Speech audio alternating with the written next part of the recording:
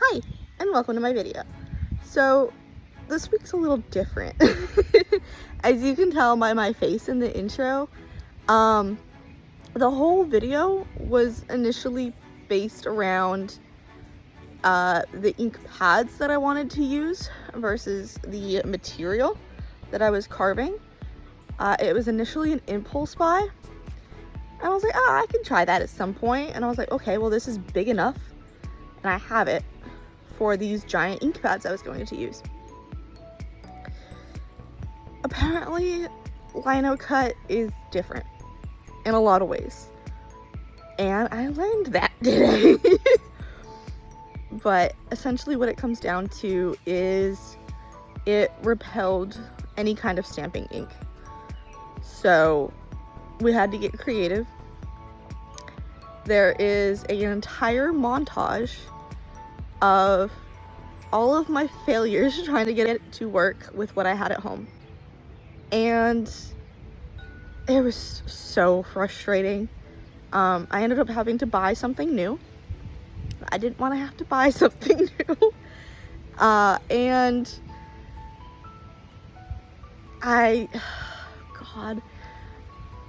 initially went to my closest Michael's, and it's a very small store, and they did not have what I needed.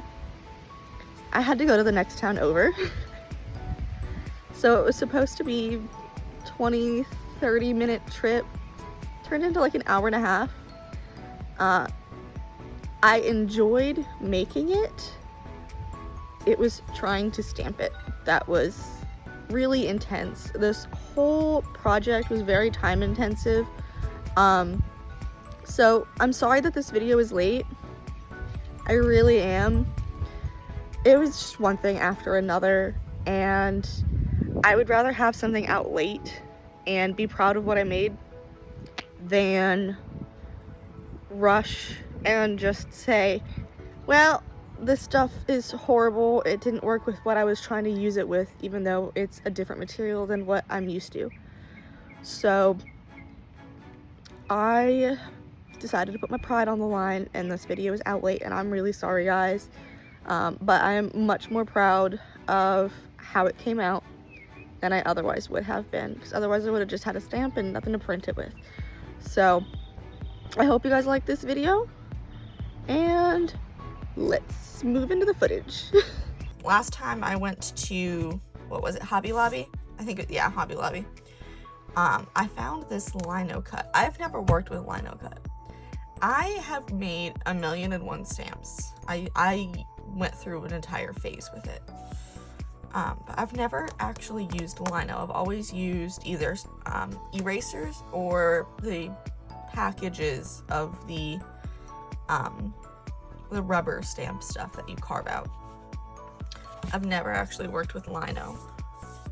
So I'm gonna flip it over because this side has the sticker. It'll be easier just to do it like this, I think. I have already sketched and inverted this image. It's a little raccoon, if you can't tell, because we're carving out where it's black, and it's easier just to look at it that way. So I've already inverted it. I don't know how I'm gonna get it on here to be able to see it though, because it's so dark. We're gonna try the graphite paper again and see if that works. You can kind of see it, but not super well. Wait, I have an idea. I have seen people, I don't know what that is. I have seen people paint their linos before so that they can see what they're putting on it. So I got this gouache from Five Below a while back, before I even started my channel.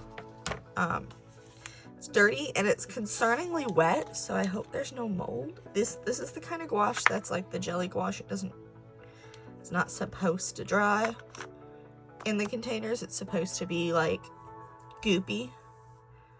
And they do come with the lids, which is nice. Let's just try this light purple color.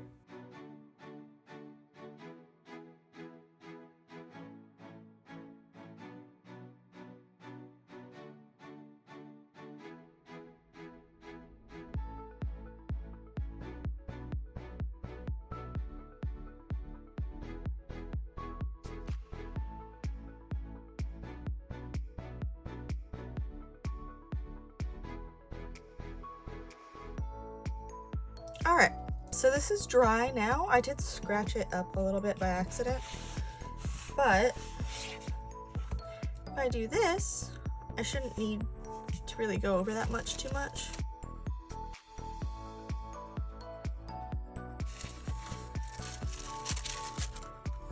Oh my God, thank God. It's working.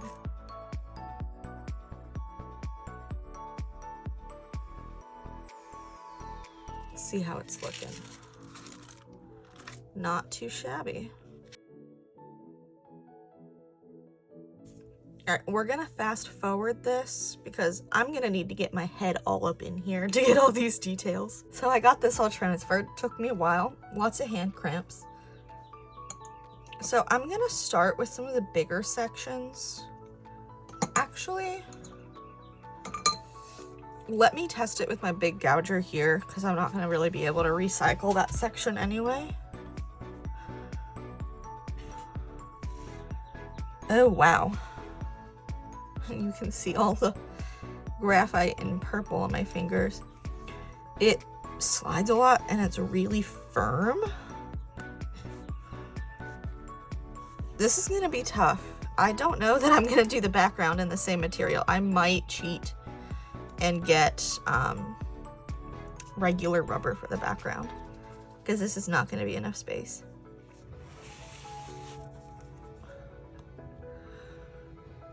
Do I just have to go deeper? Okay, if I cut a little deeper, at least with this gouge, it helps. Sticks in there real good too.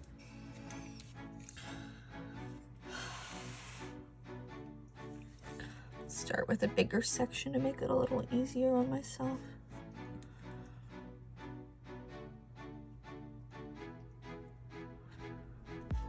Get used to how exactly this works. This is gonna take me a while. This is definitely gonna take me a while. You can see all my fingerprints, oh no. So I moved the smaller one over to this more stylish style thing so that I can get a better grip on it. All right, I think I'm used to cutting it now. It's not easy, it's really, really firm, which might not be a bad thing. I think it'll hold up better in the long term, but I'm gonna do the rest of the actual carving. And I am overwhelmed. You've seen me carve a little bit of it. If you want to watch me do more carving, you can go to the stamp carving with erasers video where I carve 3 individual erasers. They're all mushrooms. So if you want to watch me carve something for a stamp, you can go to that. I'm gonna finish this off camera because again, this is really hard. I'm trying to ignore the glare. I'm trying not to smudge it, so my head's gonna be directly over it. So I'm pretty sure I've got everything how I need it. So we're gonna test it out now. I'm just gonna test it on this one. I think it's gonna be too big. All right. Just for now until I clean this up a little bit and it's easier to jam in there. If I need to add water, I can because it is washable. We're just gonna use this one, which is also screwed up. And we're just doing this to test it out. I may have to just use a different stamp pad.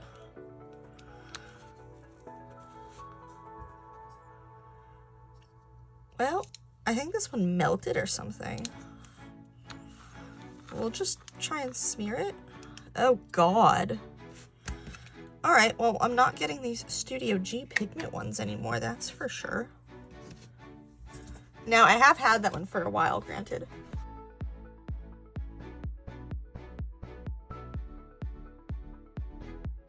All right, moment of truth. And I'm gonna use this vase that I use as a paint cup.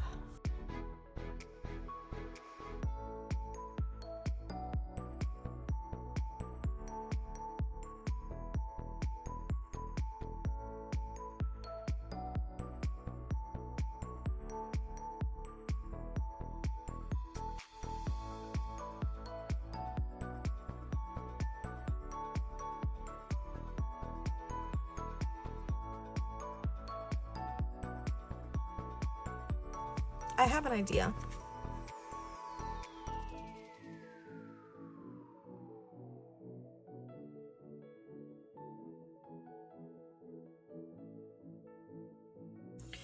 Alright, so I've just painted it with acrylic ink. Let's see if that helped. No, not really, unless I just didn't put enough on, because those spots are working well. So I think it is the ink.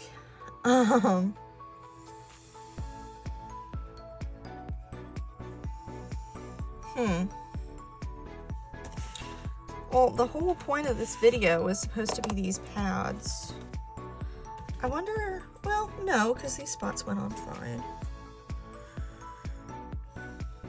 Let's figure it out.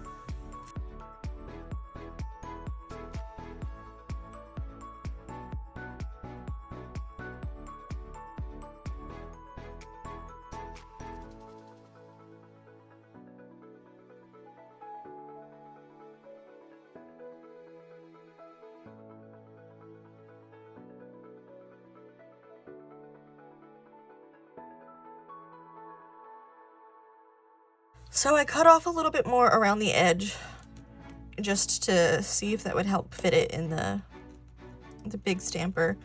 But looking at it, I don't know if you can see, it's beading up really badly. So I am probably going to have to use either one of those pigment inks if I can find one that works, or just the acrylic ink from the container. This is just Liquitex.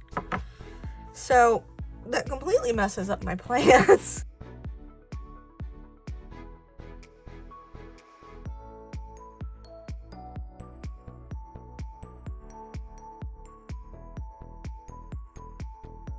I decided if I'm trying to get an even surface, maybe put something down.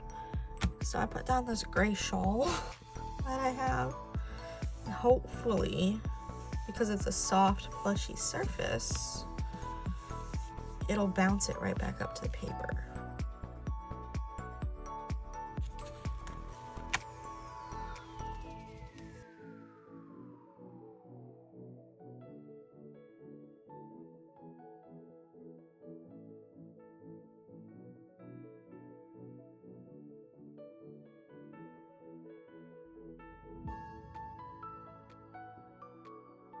Alright, so I just painted it over with some cheap craft acrylic paint, but I wasn't too worried about the acrylic ink.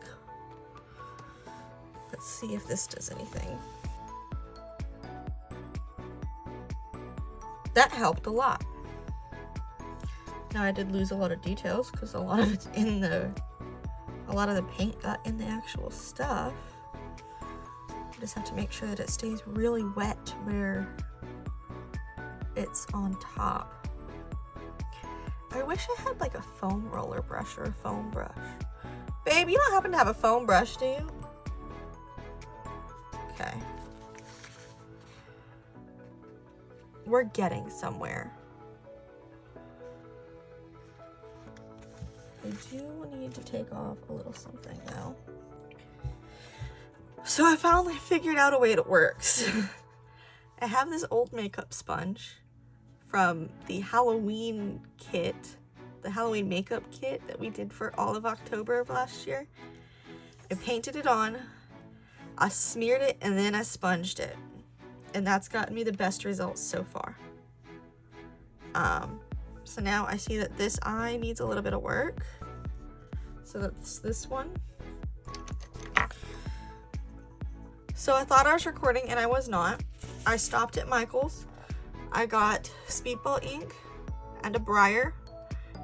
I tried to squeeze out the ink and it exploded. It got all over my hands.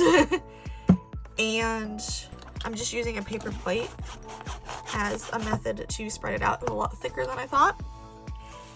And then I didn't have a wooden spoon, and I saw a lot of tutorials because I was just trying to figure out how to do this. I did go on YouTube and I just looked at somebody else's videos just to try and save this project. I was so done with it. So I have this piece of scrapbook paper I was getting ready to throw out because it was just a test. Then I realized I wasn't recording. So I did fix up the eye a little bit right here, Again, it's inverted, keep that in mind. Or it's reversed, it's flipped, whatever. But this is definitely the method. This is the way we gotta go. I do need to be a little bit more careful right here. And there are a lot of little itty bitty parts, which I learned are called like static or something. I don't remember. There's a word for it though, apparently. But I like it because it gives it that fuzzy feeling. It makes it look softer. So I don't mind it. But I'm gonna wash my hands. I'm going to get another sheet of this. This is just scrapbook paper that I cut the edges off because there's a border. And we're gonna try it again.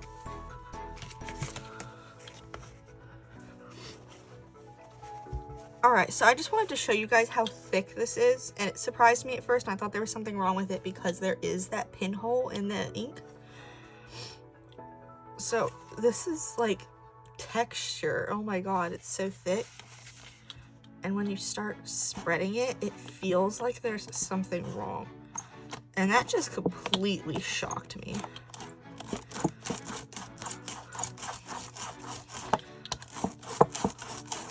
But it's, do you hear how thick it is? The sound it's making?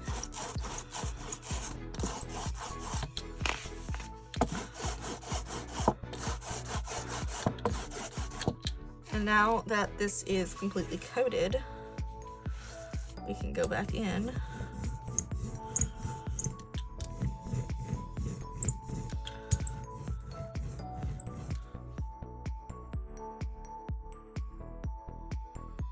And then we take the paper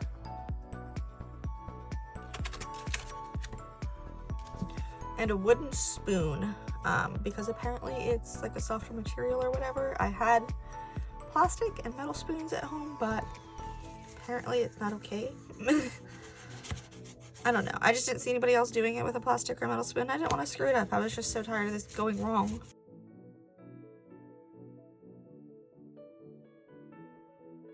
But apparently that's some very useful information that I didn't know. Maybe you guys don't. If you like stamp carving or you're interested in getting into stamp carving with rubber stamps, they're more versatile. They're also more beginner friendly because they're a lot softer. But they're more versatile because you can use them with different kinds of stamping. You can use stamp pads of any sort, whether that be pigment inks or just like your regular ones, the washable ones, like what I tried to use for this originally. Those will all work on rubber stamps. With lino cuts, apparently the only thing that'll work is the actual block printing ink. So I feel like that's good to know. I feel like this should be more widely spread information as well. And it's not, because I didn't know it. And I thought I knew a lot about stamp making.